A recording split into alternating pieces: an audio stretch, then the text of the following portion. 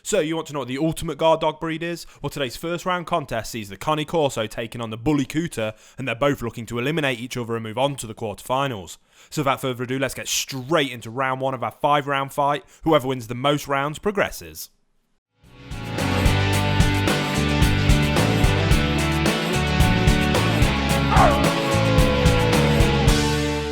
Round number 1, the Intimidation Factor. CANE Corso males can grow 62 to 70 centimetres, weighing 40 to 45 kilos, with females 58 to 66 centimetres, weighing 40 to 45 kilos as well.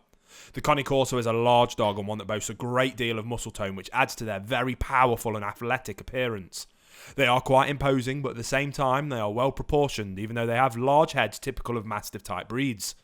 Their skulls are broad but get flatter just behind a dog's forehead and towards the back of their heads, making them brachiocephalic. There is quite a deep furrow at the front of a dog's head and their stop is very well defined. When seen from the front, a dog's skull is slightly curved and wide, whereas when seen from the side, it appears to be an irregular curve. Muzzles are short and deep, yet very powerful looking, being just as wide as they are long, with dogs having a very level bridge to their noses.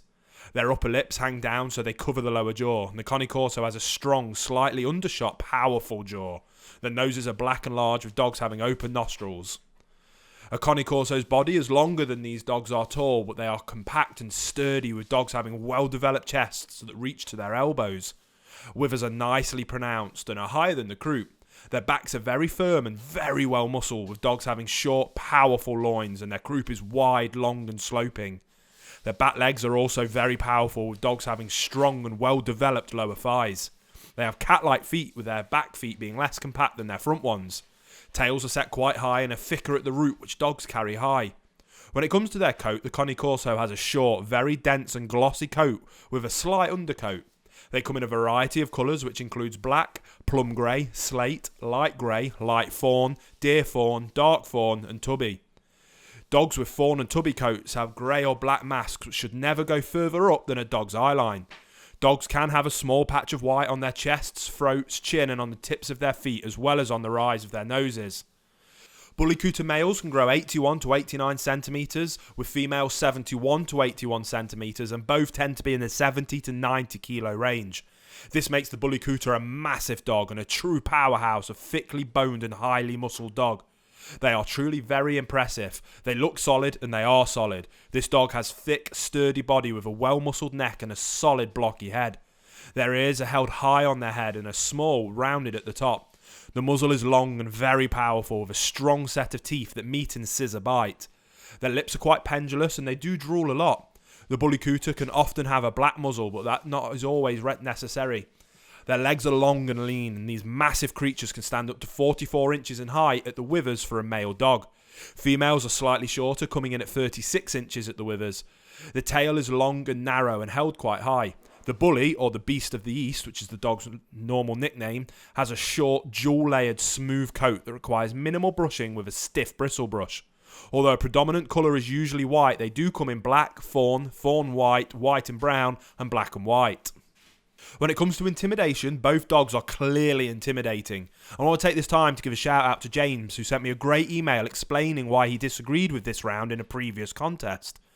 It highlighted just how subjective this round is and made me think about it deeply. Creating and judging these contests is actually a very hard task, and I do take it very seriously, as my passion as a canine behaviourist and historian is to truly educate people about these breeds, especially misunderstood ones, but in a fun way that you'll also enjoy. So if you disagree, please feel free to email me like James did, especially while YouTube is still messing me around with these disabling comments. I love the debates and growing my own knowledge from others' opinions, and that helps me hopefully educate others through these videos in the future. But back to this round, I have to go with the CANE Corso for intimidation, even though they are the smaller of the two breeds.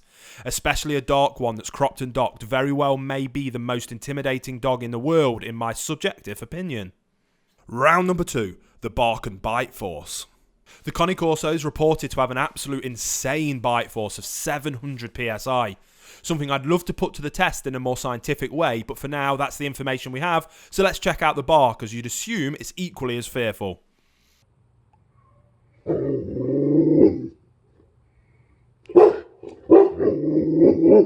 better watch him.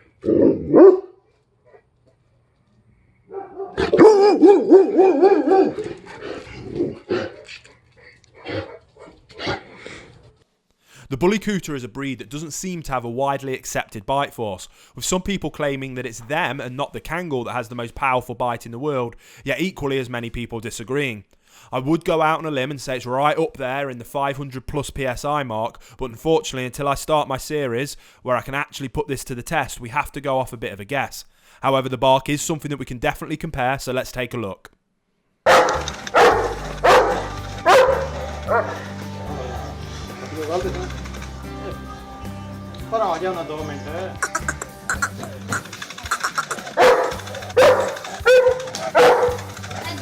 So we can't really take bite force into account here, as we have nothing confirmed for the Bully Kutta, and it very well could have more or less, so we'll take that off the table and accept that they both have ferocious bites, and we'll go with the bark that I think the Bully clearly has a deeper, scarier bark and therefore wins this round. Round number 3, Trainability. The Cane Corso is very intelligent and they like nothing better than to please their owners. As such, in the right hands with the correct amount of socialisation, they are easy to train and easy to handle. However, these large, smart dogs need to know their place in the pack and who to look for direction and guidance to be truly well-rounded, obedient dogs, as without this, a dog would quickly take on a more dominant role, making them a lot harder to live with. It cannot be stressed enough the importance of early socialisation with these dogs, and their training has to start early and be consistent throughout their lives to prevent them from showing a more dominant side to their natures. This could lead to a Cane Corso becoming unruly and therefore unmanageable to the point of being quite dangerous. However, in the right hands with the correct amount of training and exercise, the Cane Corso grows up to be an obedient, mature dog that's a pleasure to have around. Puppies must be taught the limits, boundaries and ground rules right from the word go so they understand what is expected of them. A Corso puppy is very cute, but they are also intelligent, quick-witted and strong, which means without the right sort of handling and direction, they do quickly become unruly and willful, which is something that you must avoid at all costs. The Bully Kutta has a reputation of being an intelligent, noble dog with a great personality. They can make a delightful companion for a strong, experienced owner. It is important to stress the word experience if you are considering this breed of dog. They can be a dangerous breed if not controlled, raised, socialised and trained properly. They need a dominant, strong owner. Now, this does not mean that you need to be an aggressive owner, but a strong-willed owner who they will respect. Otherwise, the bully can become dominating and very territorial. They need to understand what you expect of them and that aggression will not be tolerated. For a dog whose very size, build and deep voice is intimidating enough, they don't need to develop that aggressive streak. This dog can respond well to training if it is interested, but can be willful and decide when they have had enough if it's boring. The trainer therefore needs the experience to vary the exercises and limit the time on each section of the training. With perseverance and a lot of patience, the Bully Kutta can become a delightful companion. They will guard you, your family and the property earnestly, and they are devoted creatures. But respect for their size and the breed's aggressive inclination puts the onus on you, the owner, to do your utmost to raise this dog properly. Do that right and you will have a dog that surpasses your highest wish. Although the Bully Kutta is a smart dog, they can be trained well, they simply don't compare to the Cane Corso, who for me quite easily wins this round. Round number 4, health and life expectancy. The average life expectancy of a Cane Corso is between 10 and 11 years when properly cared for and fed an appropriate, good quality diet to suit their ages. Like so many other breeds, the Cane Corso is known to suffer from a few hereditary health issues, which are worth knowing about if you're planning to share your home with one of these large and impressive dogs. The conditions that seem to affect the breed most include hip and elbow dysplasia, cherry eye, ectropion and entropion, cardiomyopathy, epilepsy, Wobbler's syndrome, thyroid issues, demodectic mange, allergies, bloat and cruciate ligament issues. Because the Cane Corso has such a short nose, being a brachycephalic breed, they are sensitive to heat, so care must be taken during the hotter weather. They are also known to have a sensitivity to any sort of anaesthetic and sedatives. The average life expectancy of a Bully Kutta is between 8 and 10 years, and like all other breeds, the Bully Kutta is known to suffer from a few hereditary health issues, which are worth knowing about. The conditions that seem to affect the breed the most include hip and elbow dysplasia, ectropion and entropion, cardiomyopathy, epilepsy, bloat and gastric torsion, and cruciate ligament issues. Both dogs have fairly standard lists of common health issues for such large Mastiff type breeds, but the longer life expectancy of the Cane Corso gives them the win in this round. Round number 5, fearless loyalty. The Cane Corso is an impressive looking Mastiff type dog that's native to Italy, where they were originally bred to guard, herd and hunt, although they were also prized as companion dogs too. They are still a very popular choice in their native Italy thanks to their impressive looks and kind, loyal natures, but less popular here in the UK simply because the breed is less known in this part of the world. The Cane Corso is known to be reliable, trustworthy and loyal, and they form strong bonds with their families because they become totally devoted to them. They boast having a strong protective instinct, although they are gentle and affectionate by nature too. They tend to be a little aloof and wary when there are people around they do not know, but would rarely show any sort of aggression towards a stranger, preferring to simply keep their distance and just let their owners know they are around. Once they get to know someone, they are generally fine around them. While the debate rages as to whether the Bully Kutta originated in India or Pakistan, it is a rare dog that has not spread far from its place of origin. This dog is an aggressive, mastiff dog of huge proportions. Just the size and build of the dog is intimidating, let alone its deep threatening voice. The nickname the Beast of the East does pretty well sum up this dog. Originally, the bully was used to guard flocks, property and people, and they did do their time in the past as a fighting dog in the gruesome sport of dog fighting. Now, new legislation has made the sport illegal in India, and the bully is building a better future and reputation as a companion dog. Very tough round to judge here. Both dogs are clearly fearless in the face of any situation they have found themselves in.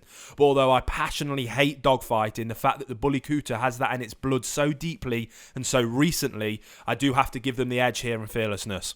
However, the Cane Corso wins this contest 3 rounds to 2 and advances to the quarterfinals of our tournament, where it will take on the Tosa Inu.